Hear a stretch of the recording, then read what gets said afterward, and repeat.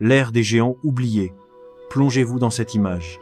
Il y a 350 millions d'années, une forêt tropicale dense et suffocante s'étend à perte de vue. L'air est lourd, presque irrespirable, et quelque chose se déplace entre les troncs. Une silhouette massive, longue de plus de 2,5 mètres, articulée, blindée, terrifiante. Un myriapode colossal qui n'appartient pas à la fiction, mais bel et bien à l'histoire réelle de notre planète. On peut sincèrement se féliciter que cette créature ait disparu des millions d'années avant que l'humanité ne fasse son apparition. À quoi ressemblait la Terre il y a 300 millions d'années? Il y a plusieurs centaines de millions d'années, notre monde était méconnaissable. Vu depuis l'espace, aucun observateur n'aurait pu identifier les contours familiers des continents actuels. La raison est simple. Toute la masse terrestre émergée formait alors un bloc unique et gigantesque, rassemblé en un supercontinent que les géologues ont baptisé la Pangée. Ce que nous appelons aujourd'hui l'Afrique, l'Amérique, l'Europe, l'Asie ou encore l'Antarctique n'existait pas encore en tant que territoire distinct. Certains fragments se sont regroupés pour constituer des ensembles terrestres étendus, tandis que d'autres ont été profondément remodelés par la surrection de chaînes de montagnes et l'ouverture de failles tectoniques. Les côtes de cet immense continent baignaient dans des océans d'une ampleur, aujourd'hui sans équivalent. Le plus vaste d'entre eux, l'océan Panthalassa, recouvrait à lui seul plus de la moitié de la surface totale du globe. Deux autres étendues marines, la Thétis et la Paléothétis, longeaient les rivages de la Pangée. Du fait que la croûte océanique se régénère bien plus rapidement que la croûte continentale, la quasi-totalité des roches qui composaient les fonds de ces océans primitifs ont depuis longtemps été réabsorbées dans les entrailles de la Terre. On estime néanmoins que certaines zones du plancher du Pacifique actuel conservent encore des traces géologiques de l'antique Panthalassa. La Pangée de cette époque s'étendait sur toute la hauteur de la planète, des latitudes polaires nord jusqu'aux extrémités australes, englobant une mosaïque de zones climatiques très contrastées. Toutefois, le climat dominant sur l'ensemble de ce supercontinent était globalement sec et frais, avec des océans dont le niveau était relativement bas. Combinée à l'immensité du continent, cette configuration favorisait l'établissement d'un régime continental prononcé sur la majeure partie de la Pangée. Ce type de climat se caractérise par une faible hygrométrie et d'importants écarts thermiques entre les saisons. Des hivers rigoureux mais peu neigeux alternaient avec des étés brûlants et arides. Dans ces conditions, de vastes régions du supercontinent se présentaient comme d'interminables déserts rocheux, inhospitaliers et stériles. Seules les zones équatoriales et les régions côtières offraient des conditions suffisamment humides pour accueillir des forêts denses et luxuriantes, peuplées de fougères arborescentes, de prêles géantes et de lycopodes. La plupart de ces végétaux ont aujourd'hui disparu, ne laissant derrière eux que quelques rares espèces reliques, témoins d'un monde révolu. C'est précisément à cette période que se sont constitués les gigantesques gisements houillers, auxquels cette époque doit son nom, le Carbonifère. Si ces réserves ont été d'une valeur économique capitale pour les civilisations humaines, leur formation résulte en réalité d'un déséquilibre profond dans le cycle biogéochimique global de la planète. En effet, les fougères arborescentes de cette époque ne possédaient pas encore de système racinaire élaboré, et les bactéries présentes dans les sols n'avaient pas encore développé la capacité de décomposer la lignine, ce polymère naturel constituant l'essentiel du bois. En conséquence, les arbres abattus par les tempêtes ou morts naturellement s'accumulaient en d'immenses amas infranchissables. Ces masses végétales finissaient par être envahies par les eaux ou enfouies sous les sédiments, se dégradant très lentement dans des conditions anaérobies, sans oxygène ni activité bactérienne. C'est ce processus qui a donné naissance aux veines de charbon que l'humanité exploite encore de nos jours. Le niveau d'oxygène il y a 300 millions d'années. Ce mécanisme d'accumulation végétale allait devenir le moteur de transformation planétaire d'une ampleur considérable. En immobilisant des quantités phénoménales de carbone dans les troncs non décomposés, ce phénomène a eu pour conséquence directe une chute progressive du dioxyde de carbone atmosphérique, compensée par une montée spectaculaire de la concentration en oxygène dans l'air, et cela en dépit de l'absence des végétaux modernes à haute efficacité photosynthétique et des cyanobactéries que nous connaissons aujourd'hui. Ce processus ne fut pas linéaire ni progressif. Il s'agissait d'une dynamique chaotique, marquée par des fluctuations brutales et des inversions abruptes. Sur les graphiques paléoclimatiques, on peut observer comment la teneur en oxygène atmosphérique a grimpé sur plusieurs millions d'années, passant d'environ 15% à 30% avant de redescendre. Néanmoins, pendant une longue phase de cet épisode géologique, la concentration en oxygène a dépassé de manière significative les 20 et 1% que nous connaissons aujourd'hui, la libellule géante Méganeura. Cette richesse exceptionnelle en oxygène a constitué l'un des facteurs déterminants dans l'émergence d'insectes aux dimensions proprement stupéfiantes. À cela s'ajoutait une autre condition favorable, l'absence presque totale de concurrents évolutifs. Les vertébrés terrestres n'en étaient qu'au tout premier stade de leur conquête des milieux continentaux. Le champ était donc libre. C'est dans ce contexte que les méganeuras, les plus grands insectes que la Terre ait jamais portés, ont prospéré.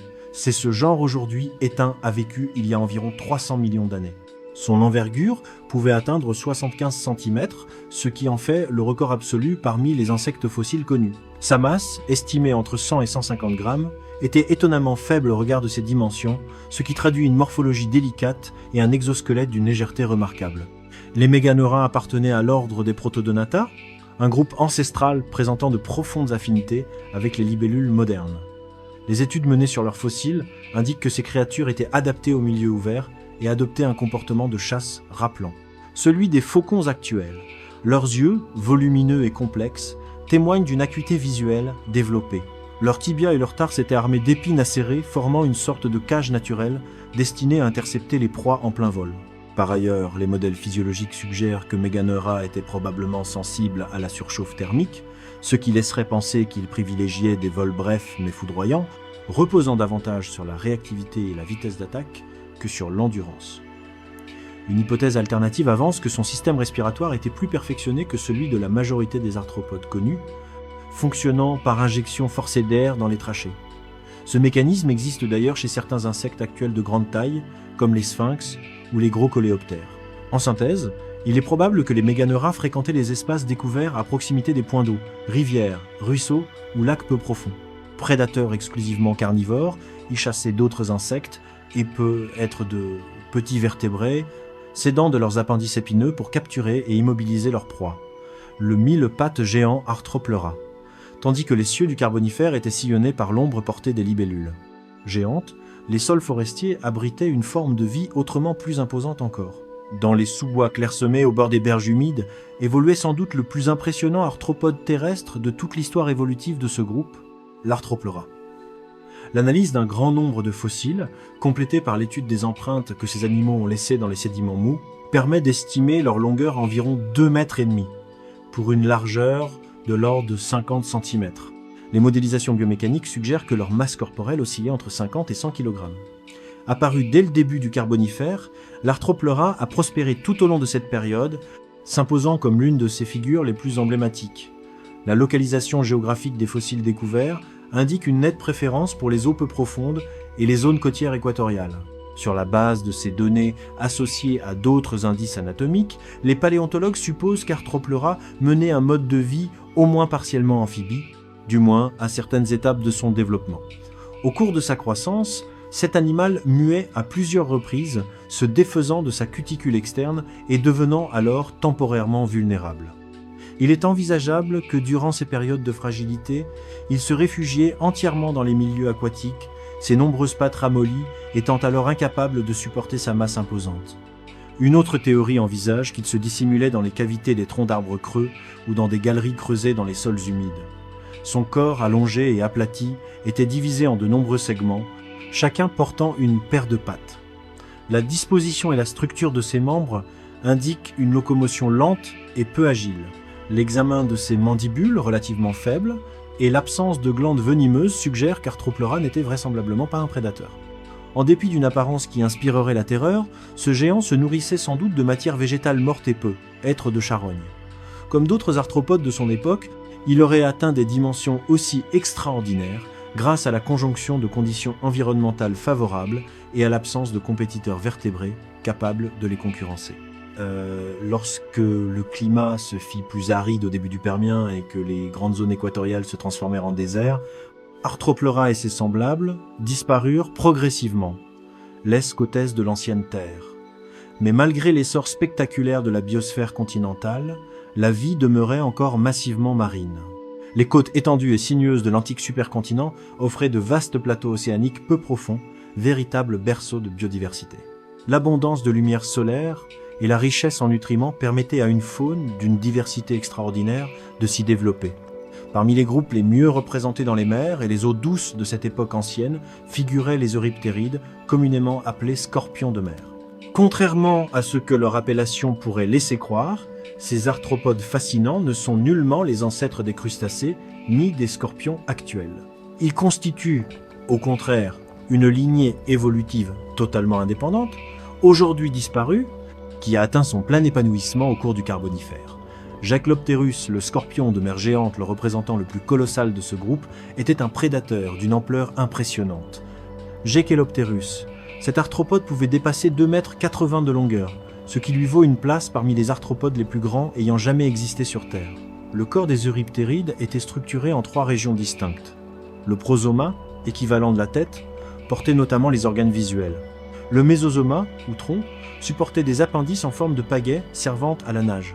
Enfin, le métasoma, ou abdomen, se terminait par un appendice caudal appelé telson. L'organisation anatomique générale de ces animaux indique une parfaite adaptation à la vie aquatique, assortie d'une capacité probable à s'aventurer brièvement hors de l'eau. L'analyse hydrodynamique des palettes natatoires et de la nageoire caudale de Jachelopterus révèle qu'il était capable de se mouvoir en glissant dans l'eau, de maintenir une trajectoire rectiligne et d'effectuer des changements de direction rapides. De plus, les plaques composant sa carapace chitineuse étaient remarquablement fines et légères comparées à celles d'autres arthropodes de taille équivalente. Seuls ses appendices antérieurs, équipés de pinces puissantes et d'épines acérées pour saisir les proies, présentaient une minéralisation plus importante. Ces animaux n'étaient sans doute pas les nageurs les plus véloces de leur époque, mais ils compensaient par une agilité certaine et un comportement de chasse actif. Leur proie comprenait d'autres arthropodes ainsi que les nombreux poissons qui peuplaient les mers de l'Antiquité. Malgré leur taille imposante, Jachelopterus était probablement plus léger que d'autres membres de son groupe en raison de la minceur de son exosquelette. Il demeure malheureusement impossible d'établir leur masse précise, compte tenu de l'ancienneté et de la rareté des fossiles disponibles.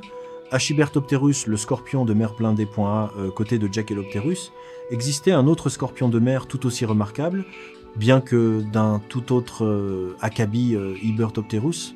Appartenant à un sous-ordre voisin, ce représentant massif et fortement blindé des euryptérides mesurait entre 180 et 200 cm de longueur, mais se distinguait par une largeur pouvant atteindre 65 cm, surpassant en largeur son cousin prédateur. D'après la morphologie de son corps et la répartition géographique de ses fossiles, Hybertopterus menait probablement une existence benthique, fouillant les substrats vaseux à la recherche de nourriture, qu'il s'agisse de matière organique en décomposition ou de petits organismes enfouis. Ses membres antérieurs présentaient une structure spécialisée facilitant ce mode d'alimentation. En revanche, ses appendices préhenseurs étaient trop peu développés pour immobiliser une proie vive. On sait par ailleurs que cette espèce était capable de se déplacer hors de l'eau, bien que ses déplacements terrestres fussent lents et laborieux. Des traces fossilisées attestent de cette faculté, révélant un mode de locomotion lourd et traînant. 2 théories s'affrontent pour expliquer sa survie en milieu aérien. La première postule que ses branchies, maintenues humides, pouvaient fonctionner temporairement dans l'air ambiant. La seconde avance l'hypothèse d'un système respiratoire double, permettant une véritable ambiphilie. Malheureusement, la majorité des fossiles mis au jour sont fragmentaires et ne livrent que peu d'informations sur l'anatomie interne de ces créatures. Cette question reste à ce jour sans réponse définitive. La végétation de l'ancienne Terre. En réalité, la quasi-totalité de la diversité biologique de cette époque ancienne était concentrée dans une bande relativement étroite le long de l'équateur. Des conditions climatiques chaudes et très humides avaient favorisé l'essor de forêts immenses, à la fois comparables et profondément différentes de celles qui couvrent notre planète aujourd'hui.